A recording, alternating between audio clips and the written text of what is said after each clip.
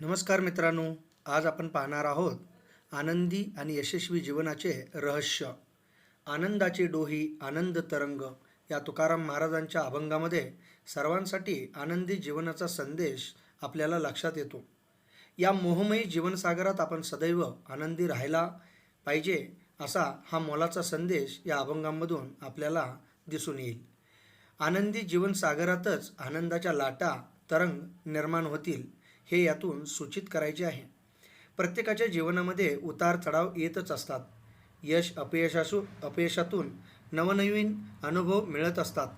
त्या अनुभवातूनच आपण आपले दैनंदिन जीवन जास्तीत जास्त आनंदी करण्यासाठी प्रयत्न करायला हवेत. प्रत्येक छोट्या छोट्या गोष्टीतूनही आपण आनंदी कसे राहू शकतो यासाठी प्रयत्न करायला हवेत. जेवढं आपण जास्तीत जास्त आनंदी राहू तेवढं आपलं जीवन आनंदी आणि यशस्वी होण्यास मदत होईल. हॅपीनेस इज अ सक्सेस या पुस्तकामध्ये खूप महत्त्वपूर्ण असं वाक्य लिहिलेलं आढळतं. प्रत्येक यशस्वी माणूस आनंदी असेलच असे नाही, परंतु प्रत्येक आनंदी माणूस यशस्वी असू शकतो किंवा होऊ शकतो. याचा अर्थ स्पष्ट आहे की आपल्याला आयुष्यात कोणत्याही क्षेत्रात यशस्वी व्हायचे असेल तर आपण प्रत्येक गोष्ट आनंदाने केली पाहिजे.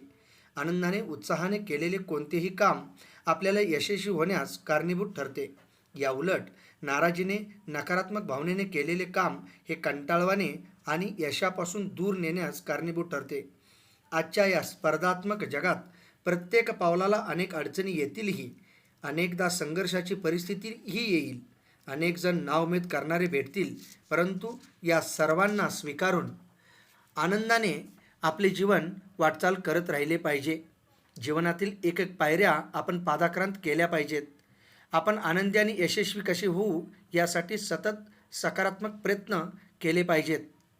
आपल्याकडे जे जे आहे त्याबद्दल कृतज्ञता व्यक्त करायला हवी. आपल्याकडे जे जे आहे ते कित्येक जणांकडे नाही असे आपल्या आजूबाजूला अनेकदा जाणवते. याचा अर्थ त्यांच्यापेक्षा आपल्याकडे खूप काही आहे असा होतो. आपल्याला जे जे मिळालं त्याचा आपल्याला अभिमान असायलाच हवा. निसर्गाने, ब्रह्मांडाने, परमेश्वराने आपल्याला ज्यांच्या पोटी जन्माला घातले त्या मातापित्यांचे आभार मानायला हवेत. त्यांनी त्यांची परिस्थिती कशीही असली तरी आपणाला आनंद मिळावा म्हणून अनेक गोष्टींचा त्याग केलेला असतो. स्वतःची तहान भूक हरवून आपल्या आनंदात त्यांचा आनंद शोधलेला असतो. याची जाणीव ठेवून कृतज्ञ भावाने त्यांची सेवा करायला हवी. त्यांच्या जीवनात सतत आनंद कसा राहील यासाठी प्रयत्नशील असायला हवे. आपले मातापिताच आपले प्रथम गुरु असतात. त्याचप्रमाणे आपल्याला शिक्षण देणारे शिक्षक, गुरु यांचेही आभार मानायला हवेत. त्यांच्याप्रती कृतज्ञ भाव असायला हवेत. याच प्रकारे दैनंदिन जीवनात उपभोग घेत असलेल्या अनेक वस्तू, अनेक गोष्टी यांच्याबद्दलही कृतज्ञ भाव मनात असायला हवा. ज्या ज्या वस्तू किंवा गोष्टी आपल्याला दैनंदिन गरजा पूर्ण करतात त्यांच्याबद्दल आपण सदैव कृतज्ञ भाव ठेवायला हवा. आपले जीवन आनंदी आणि यशस्वी होण्यासाठी हे खूप महत्त्वाचे आहे. प्रत्येकाने स्वतःबरोबरच इतरांच्याही आनंदासाठी सतत प्रयत्न करायला हवेत. इतरांच्या आनंदात सहभागी व्हायला हवे. इतरांच्याही आनंदासाठी शक्य तेवढा हातभार लावला पाहिजे. आपल्या स्वतःच्या आनंदाबरोबरच आपल्या जीवनसाथीला, आपल्या परिवारातील प्रत्येक सदस्याला आनंद देण्यासाठी प्रामाणिक प्रयत्न करायला हवेत.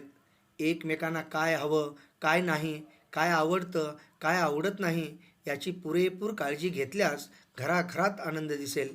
घरातील प्रत्येक सदस्याने एकमेकांना सुख, समाधान, आनंद निर्माण करणाऱ्या गोष्टींसाठी प्रामाणिक प्रयत्न करायला हवेत. आनंदाच्या जीवनसागरात आपणास आनंदाचेच तरंग अनुभवायला येतील हे नक्की. सर्वजण सुखाने, समाधानाने आणि आनंदाने राहतील. प्रत्येक व्यक्ती, प्रत्येक कुटुंब आनंदी झाल्यास संपूर्ण समाज, संपूर्ण राष्ट्र आणि संपूर्ण विश्वजगत आनंदमयी होऊन जाईल. धन्यवाद.